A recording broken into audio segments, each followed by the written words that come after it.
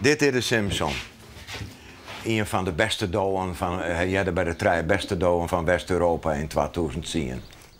Kampioensdorfer Simpson verhuist naar Knokke. Zakenman Philip Norman had een passie voor douwensport. Tegeer met zijn zoon wilde de Frieske douwbroeken om nieuwe toppers te kweken. €50.000 is een freune prieske, vinden de Belgen. De duif is ook een edeldier en voor ons ja, een grote passie. En als u het geluk hebt dat je dat kunt, ik zit ook nog in zaken en dat je dat kunt op die manier betalen, dan is dat een gelukkige dag voor mij.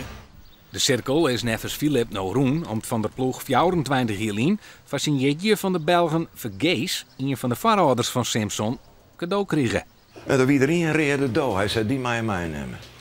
Maar later bleek, die rakkert, hij mocht die reden kleur net leiden en daarom joeg hij mij. Nou ja, ik bedoel, en dit is dan het resultaat. De 23-jarige douweman uit Ljout houdt op met de hobby. Als jonkje van al 4 kocht hij zijn eerste koppel, doe van 60 cent. Nou binnen zijn prijsdouwen een kapitaalwurg, met name in Azië. Hij had de toppers dan ik net bij hem in de achtertuin tussen de orendouwen te zitten, maar op een geheimplak. Benauwd, verstellerij.